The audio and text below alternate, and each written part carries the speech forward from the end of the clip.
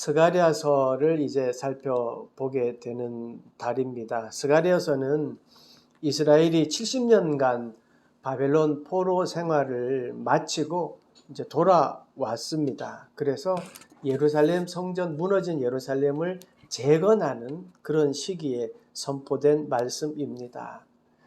한번 생각해 보세요. 70년 그렇게 포로 생활을 했습니다. 끌려갈 때 왕이 두 눈이 뽑혀서 끌려갔어요. 그러니까 백성들은 더 처참했겠지요. 그리고 거기에서 생활이 녹록하지는 않았을 것입니다.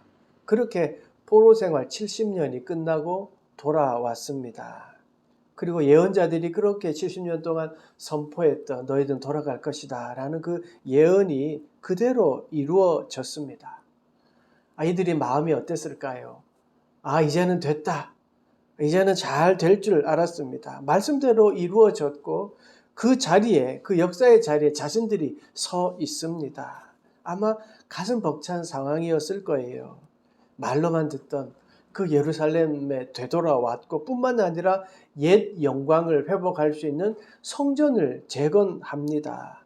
축복의 길이 열릴 것만 같았습니다. 그런데 실상은요, 그런 기쁨, 감격은요, 오래가지 않았습니다. 그들이 맞닥뜨린 현실은 달랐습니다. 잡혀갔던 자들과 그렇지 않은 자들이 서로 다투기 시작한 거예요.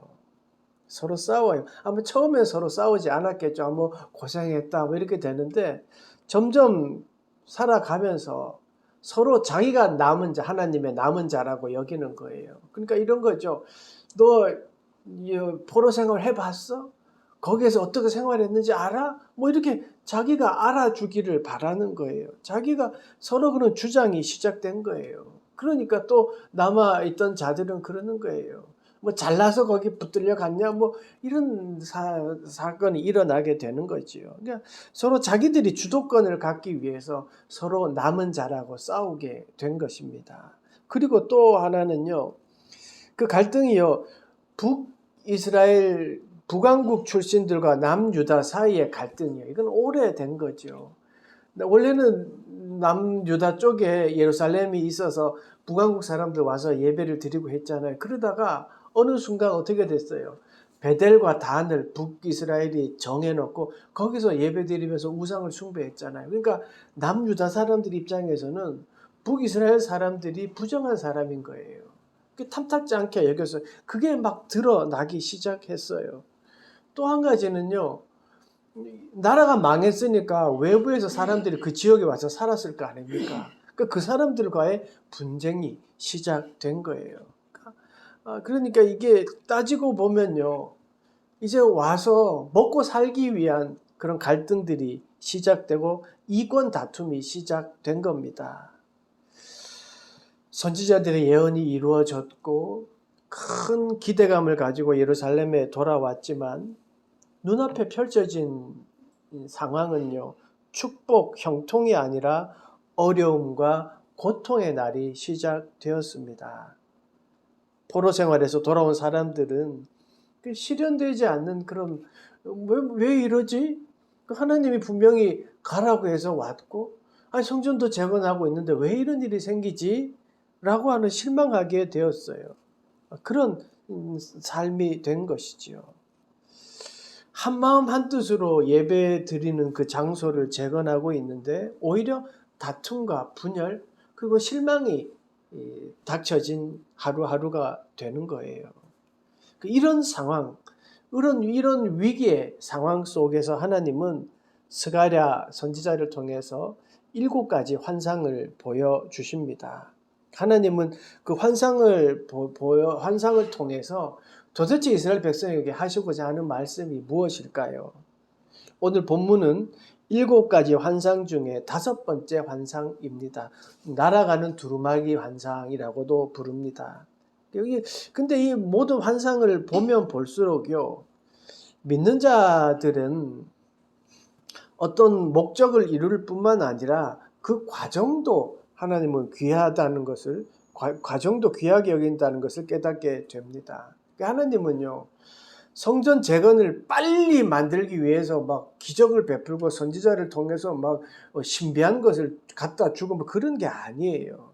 환상을 살펴보면요, 성전을 건축하는 그 이스라엘 백성들의 그 신앙적 순결성, 순전함, 이거에 초점을 맞춰져 있어요. 모든 환상들의 내용들이요. 그러니까 빨리 재건하는 것이 목적이 아니라 온전한 사람을 만드는 것이 하나님의 목적이에요. 그러니까 한 사람 한 사람이 하나님의 백성으로 올바로 살아가는 것에 하나님이 집중하고 거기에 관심이 있으시단 말입니다. 그러니까 신앙의 태도, 삶의 태도, 여기에 하나님이 관심이 있고요. 하나님은 삶의 태도가 이 사람들이 하나님을 인정하고 그 하나님을 인정하고 살아가야 된다, 이 말씀에 집중하고 그 말씀을 알려주고 계십니다. 우리 1절과 2절 보시죠. 내가 다시 눈을 들어 본즉 날아가는 두루마리가 있더라. 그가 내게 묻되 내가 무엇을 보느냐 하기로 내가 대답하되 날아가는 두루마리를 보나이다. 그 길이가 20규빗이요 너비가 10규빗이니이다. 하느님은 스가랴에게 날아가는 두루마기 환상을 보여주십니다. 두루마리라고 하면요, 보통 성경에서는 하나님의 말씀으로 인식되고 의미합니다. 그런데 이번에 보여주신 두루마리는요, 날아갑니다. 날아가요. 범상치 않아요. 그래서일까요? 스가랴가 그 날아간 두루마리를 얼마나 자세히 봤던지 너비와 크기를 단번에 말하잖아요. 이게 얼마만큼이냐 하면 지금 우리나라의 미터로 환산해 보면요, 9m, 길이가 9m, 넓이가 4.5m 되는 거예요. 그러니까 엄청나게 큰 거죠. 이게 보통 두루마리보다 훨씬 커요. 근데 이 두루마리에 뭐가 적혀 있는지는 3절에 나오는데요. 3절 보니까 이는 온 땅에 내리는 저주라. 아니, 명확하게 저주. 야, 그게 너희들에게 내릴 저주를 적어놨어 라고 하는 거예요. 그 큰 두루마리에 온 땅을 향한 저주가 있다는 말이에요. 여기서 저주라는 것은요, 심판을 이야기하는 거예요. 너희들을 심판할 내용들이 적혀 있는 거예요. 근데 왜 저주를 내린다는 겁니까? 왜 저주를 내린다는 거예요? 지금 성전을 짓고 있고 포로에서 돌아왔는데 좋은 일이 가득한 것 같은데, 근데 그 이유는요, 백성들이 저지른 죄 때문이에요. 이게 무슨 말입니까? 겉으로는 거룩한 성전을 짓는다고 하지만 그들의 속은 썩어 있었던 거예요. 여전히 만연해 있는 죄의 심각성을 주님이 아시고 그까지 성전 짓는 게 중요하지 않다는 거예요. 그 죄로 만연해 있는 그 마음을 심판하시겠다고 말씀하고 있습니다. 성전을 재건한다는 거룩하고 또 거대한 목표가 있지만 그 목표가 죄를 덮어주지는 못한다는 거지요.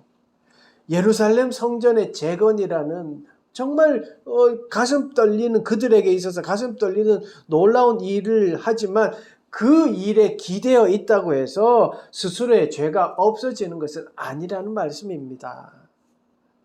하나님이 일을 한다고 해서 자신의 욕심을 채워나가는 것, 이건 죄라는 거예요.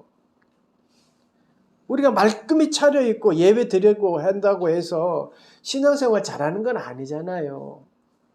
하나님을 진심으로 인정하는 삶, 그 삶이 아니라면 하나님을 기뻐하지 않으신다는 것을 말씀을 통해 우리는 배우게 됩니다.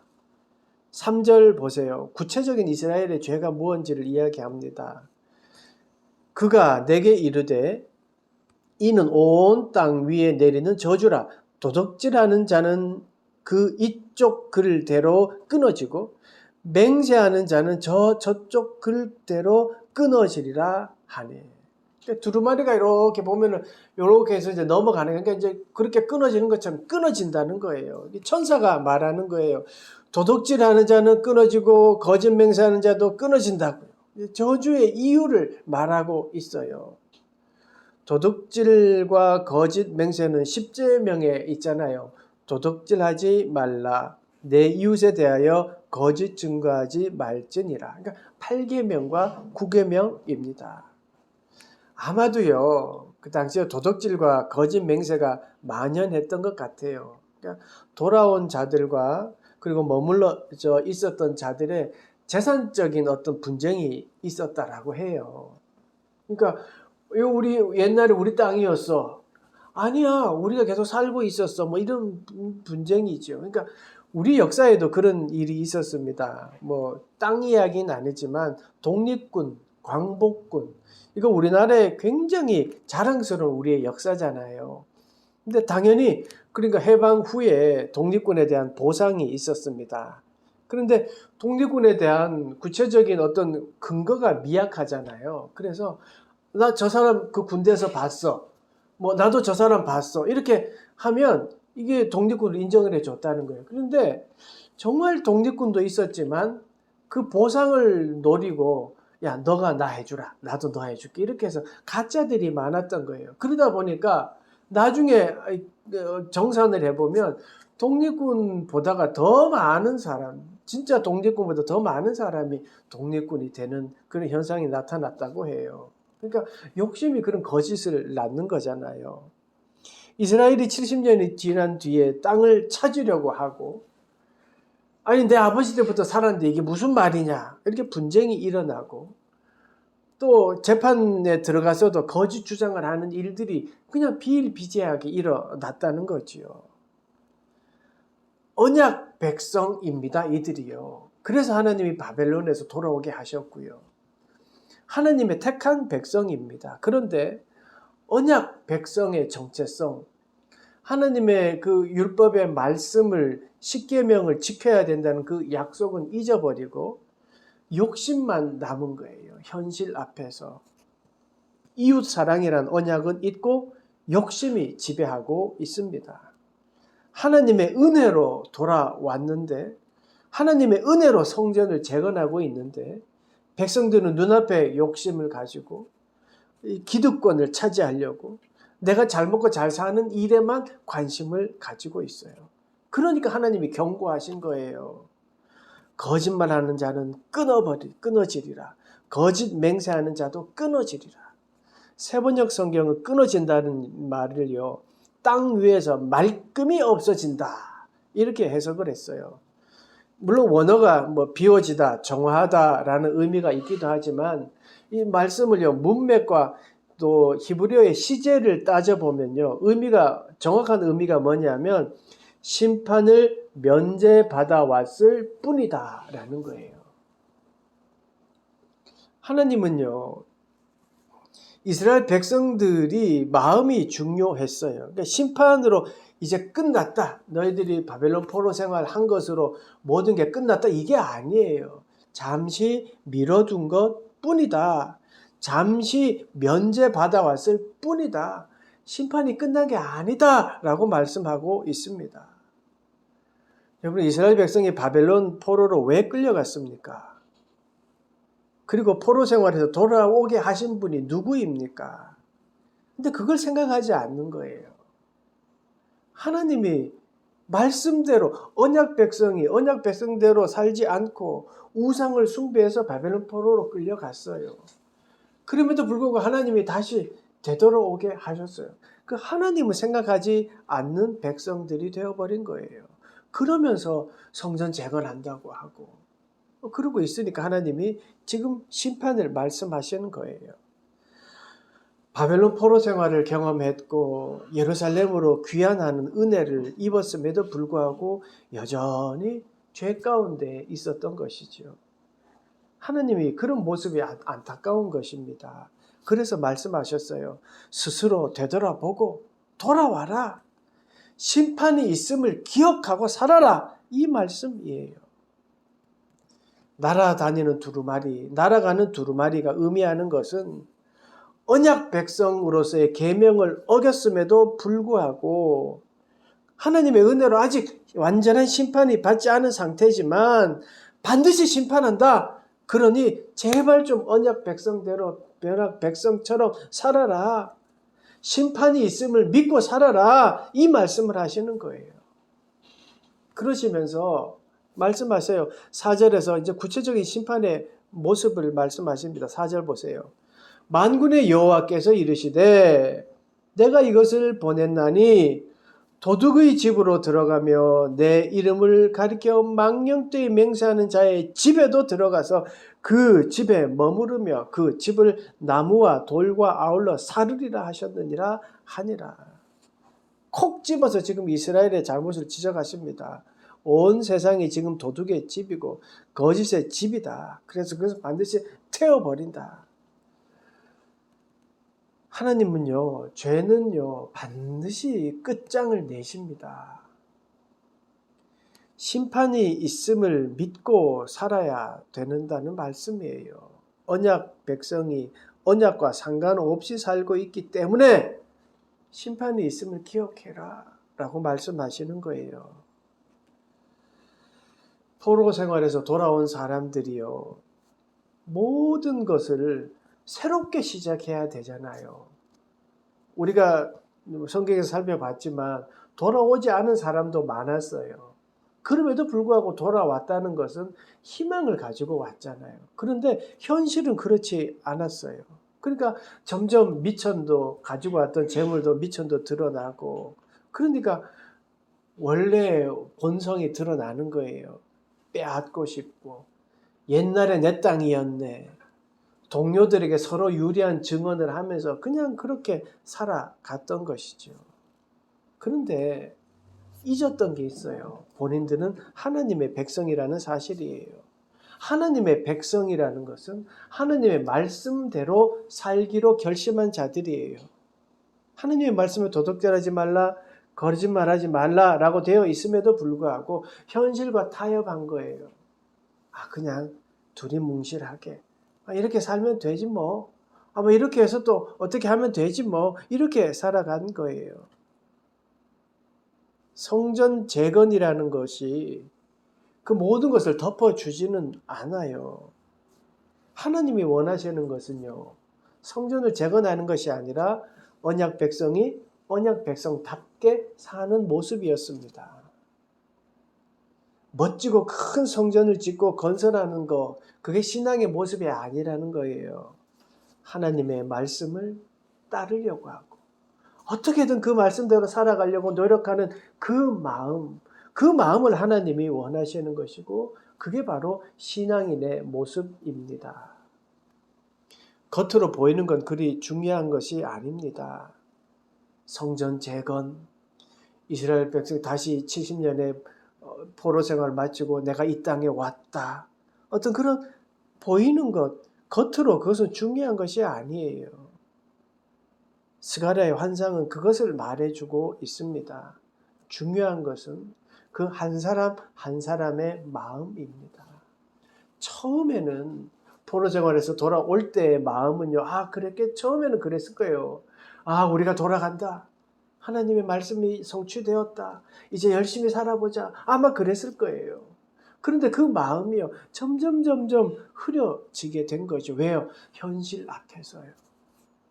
그런데 현실 앞에서, 현실에 아무리 그렇다고 해도 말씀을 붙들었어야죠. 70년 생활 동안 배운 게 그거잖아요. 하나님 말씀 붙들고, 하나님을 붙들고 살면 된다. 그거를 지금까지 배웠음에도 그 현실에서 그것을 놓아버린 것이지요. 한 사람 한 사람의 마음, 그 신앙심, 그게 중요한 거예요. 진심으로 주님을 의지하는 그 마음을 하나님은 원하셨어요. 잘 된다는 것, 그게 뭘까요? 하나님을 인정하고 살아가는 겁니다. 잘 산다는 것, 그게 뭘까요? 말씀 앞에 나를 놓고 그 말씀에 잘못된 것이 있으면 회개하는 것, 그게 잘 사는 거예요. 그리고 나의 연약함이 깨달아지면 그 연약함을 인정하는 거예요. 인정하고 주님을 의지하는 거죠. 내가 다 할 수 있다고 여기면 하나님 의지하지 않게 되는 거예요. 나는 연약하니까 주님을 의지하고, 그리고 담대하게 주님을 의지해서 담대하게 하루하루 죄와 싸우며 한 걸음 한 걸음 나아가는 삶, 그걸 주님이 원하시고 지금도 우리에게 원하시는 모습입니다. 그리고 지금은요, 십자가의 은혜가 있는 지금은 회개할 수 있음이, 이게 정말 잘 사는 거예요. 회개는요, 은혜입니다. 회개하시오라고 한다고 해서요, 길 가는 사람이 다 그냥 회개하지 않아요. 스스로 회개하는 것 같지만 아니에요. 하나님이 그 마음에 들어오셨기 때문에 그래요. 하나님이 용서해 주신다는 마음으로 그 마음을 감동하기 때문에 회개하는 거예요. 하나님이 죄를 깨닫게 해줘야 회개하는 거예요. 그러니까 회개할 수 있는 마음, 그게 바로 은혜라는 거, 잘 사는 마음, 잘 살고 있다는 증거예요. 사랑하는 여러분, 잘 살고 잘 된다는 것, 그 무엇입니까? 겉으로 드러나는 일들로 현혹되지 마십시오. 70년 포로 생활에서 돌아왔다는 거 엄청난 일입니다. 성전을 재건하는 그런 일들은 엄청난 일입니다. 그런데 그 겉모습은 잘 살고 잘 된다는 모습이 아니에요. 잘 되는 모습은 하나님의 말씀을 소중히 여기고 그 말씀대로 살아가려고 하는 그 마음, 그리고 회개하는 마음이 잘 살고 있는 모습입니다.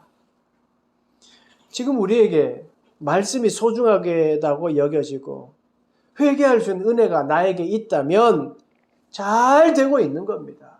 잘 살고 있는 겁니다. 여러분, 힘을 내십시오.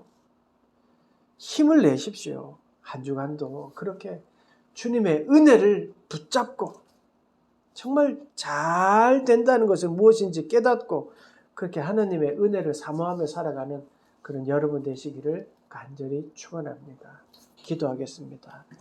하나님, 우리에게 회개할 수 있는 힘을 주시고 또 말씀에 순종할 수 있는 그런 마음을 주시니 감사합니다. 하나님, 오늘 말씀을 보며 하나님을 소중히 여기는 마음, 하나님의 말씀을 지키려고 하는 그 마음을 가지고 살아가기로 다짐합니다. 우리의 삶 가운데 함께하여 주셔서 정말 잘 사는 것이 무엇인지 깨닫고 주님을 바라보며 살아가는 우리 모두가 되도록 축복하시고 인도하여 주시옵소서.